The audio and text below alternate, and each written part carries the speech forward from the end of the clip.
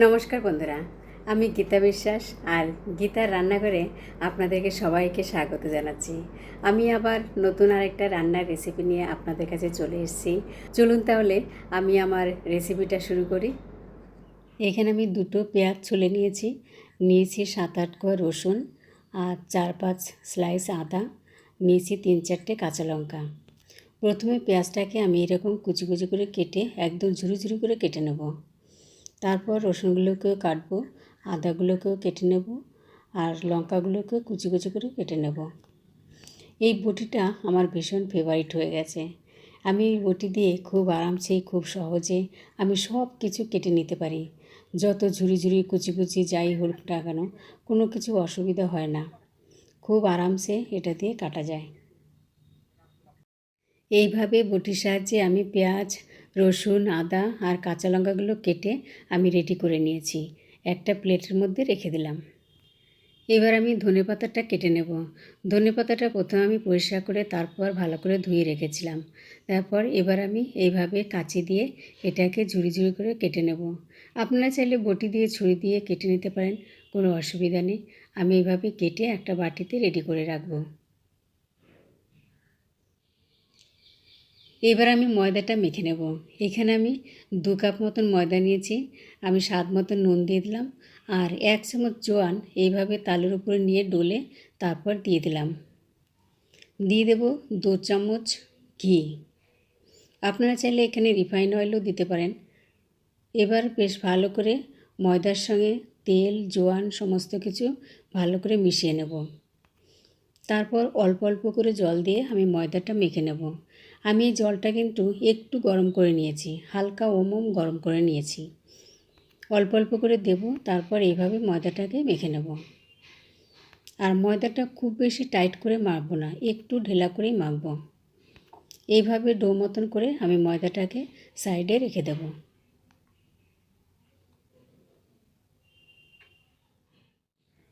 কড়াইতে আমি 1 চামচ মতন সর্ষের তেল দিয়ে দেব আর আমি যে পেঁয়াজ কুচিটা কেটে রেখেছিলাম সেই পেঁয়াজটাকে দিয়ে দেব।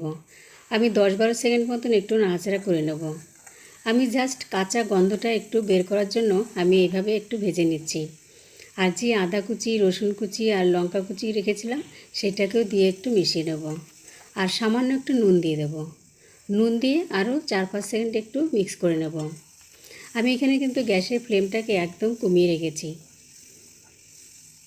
এরপর আমি যে ধনেপাতাটা কেটে রেখেছিলাম কুচি করে, সেই ধনেপাতাটা দিয়ে মিক্স করে নেব। ধনেপাতাটা 3-4 সেকেন্ড একটু নাড়াচাড়া করে তারপর আমি গ্যাসের ফ্লেমটা বন্ধ করে দেব। ব্যাস, এটা আমার রেডি হয়ে গেছে। এটাকে এবার আমি নামিয়ে নেব। দেখুন, রান্নার অনেকটাই আমি রেডি করে ফেললাম, অথচ আমি কি রান্না করব সেই রেসিপিটাই আমি আপনাদের সঙ্গে শেয়ার করে নিই। আমি আজকে বানাবো হচ্ছে পনির পরোটা। তার জন্য এইখানে আমি 250 গ্রাম মতন পনির নিয়েছি আর এই পনিরটাকে আমি গ্রেট করে নিচ্ছি। আপনারা যদি মনে করেন হাত দিয়ে গুঁড়ো করে নেবেন সেটাও করে নিতে পারেন, বা ম্যাশার দিয়ে ম্যাশ করে নিতে পারেন, সেটাও পারেন। এইখানে আমি সমস্ত পনিরগুলো এইভাবে গ্রেট করে রেডি করে নেব। আর আমি যে মশলাগুলো ভেজে রেখেছিলাম সেই মশলাগুলো এই পনিরের ওপর দিয়ে দেব। এবার দিয়ে দেব 1/2 চামচ জিরের গুঁড়ো, 1/2 চামচ ধনের গুঁড়ো, দিয়ে দেব 1/2 চামচ ফ্লেক্স। এই সমস্ত মশলাই কিন্তু আমি বাড়িতেই তৈরি করে নিয়েছি। আর 1 চিমটি গরম মশলা দিয়ে দেব, স্বাদ মতো নুন। এবার পনিরের সঙ্গে আমি সমস্ত মশলাগুলো বেশ ভালোভাবে মিশিয়ে নেব। আর এই কাজটা খুব সাবধানে আস্তে আস্তে করতে হবে, যাতে পনিরগুলো পুরো একদম মেখে না যায়। দেখুন কি সুন্দর ঝরঝরে হয়েছে। এবার এইভাবে আমি ছোট ছোট করে বলের আকারে বানিয়ে রেডি করে নেব।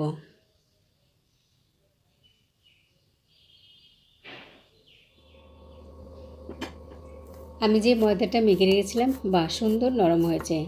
এবার এখান থেকে আমি লেচি কেটে নেব আর লেচিগুলো রুটির থেকে একটু বড় করেই করব।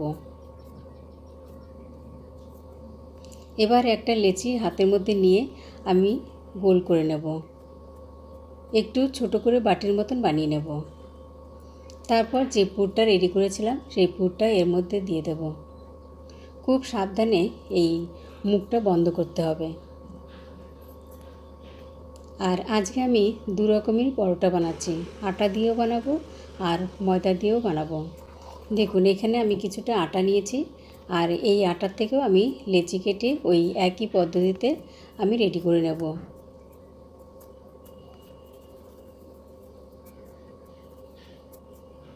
মুখটা যখন বন্ধ করব খুব সাবধানে করতে হবে যাতে সাইড দিয়ে বেরিয়ে না আসে। আর এইভাবে হাত দিয়ে চেপে চেপে দিতে হবে যাতে সব জায়গায় সমানভাবে পুরগুলো চলে আসে। দেখুন সমস্ত লেচিগুলো রেডি করে নিয়েছি। এবার একটা লেচি নিয়ে আমি গুঁড়ো আটার থেকে ডুবিয়ে নিলাম। তারপর এইভাবে হাত দিয়ে আস্তে আস্তে আস্তে আস্তে চেপে দেব যাতে ভেতরের মশলাটা সমানভাবে সব দিকে ছড়িয়ে যায়। তারপর আলতো হাতে এরকম রুটির মতন বেলে নেব। আরামসে বেলে নিন, দেখুন একদম মশলাগুলো বাইরে বেরোচ্ছে না। আমি অলরেডি একটা তাওয়া বসিয়ে দিয়েছি গরম করতে। তাওয়া গরম হয়ে গেছে। এবার আমি এই পরোটাটাকে দিয়ে দিলাম। এক পাশ ভাজা হলে তারপর উল্টে নিয়ে আমি 1 চামচ তেল দিয়ে নাড়াচাড়া করে পরোটাটাকে ভেজে নেব। অন্য পাশেও আবার 1 চামচ তেল দিয়ে দেব। এইভাবে আমি সমস্ত পরোটাগুলো ভেজে আমি রেডি করে নেব। আপনারা যদি চান এটাকে ঘিয়েও ভাজতে পারেন।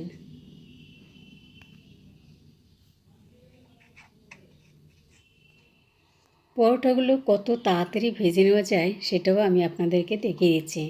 দেখুন একসঙ্গে আমি 3টে পরোটা এখানে দিয়ে দিয়েছি। আর তারপর এইভাবে আমি সেঁকে নিচ্ছি প্রথমে রুটির মতন, তারপর আমি তেল দিয়ে এইভাবে ভেজে নিচ্ছি। আর এই সময় কিন্তু গ্যাসের ফ্লেমটাকে হাইতে রাখতে হবে, তাহলে ফটাফট ভাজা হয়ে যাবে। এইভাবে ভেজে আমি সমস্ত পরোটা রেডি করে নেব।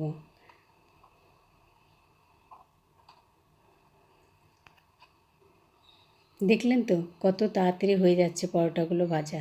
এবার আমি পরোটাগুলোকে তুলে নিচ্ছি। সমস্ত পরোটাগুলো ভেজে আমি রেডি করে নিলাম। এবার পরিবেশনের পালা। এখানে আমি দই দিয়ে পরিবেশন করব। বাটিতে নিয়ে নিয়েছি দই, দিয়ে দেবো 1 চিমটি বিট নুন, দিয়ে দেবো 1 চিমটি গোলমরিচের গুঁড়ো, আর দিয়ে দেবো 1 চিমটি ফ্লেক্স।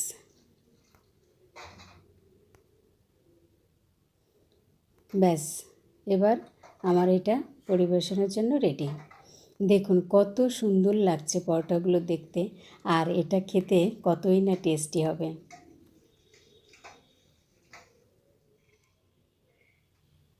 এবার একটা পরোটার ভেতরটা আমি একটু চিড়ে দেখাচ্ছি। দেখুন কত সুন্দর হয়েছে দেখতে। এবার একটু টেস্ট করে দেখছি। আমি একটু দই দিয়ে এভাবে খেয়ে দেখছি। উফ, অপূর্ব হয়েছে সত্যি। আপনারা বানান এবং খেয়ে দেখুন। একবার খেলে বারবার এটা খেতে ইচ্ছে করবে। বন্ধুরা কেমন লাগলো আমার এই রান্নার রেসিপি? চ্যানেলটাকে সাবস্ক্রাইব করে নিয়ে আর বেল আইকনটা অন করে রাখবেন যাতে নতুন নতুন রান্নার রেসিপি আপডেট করার সঙ্গে সঙ্গে আপনার মোবাইলে বা আপনার কাছে পৌঁছে যায়। সকলে খুব ভালো থাকবেন, সুস্থ থাকবেন। ধন্যবাদ।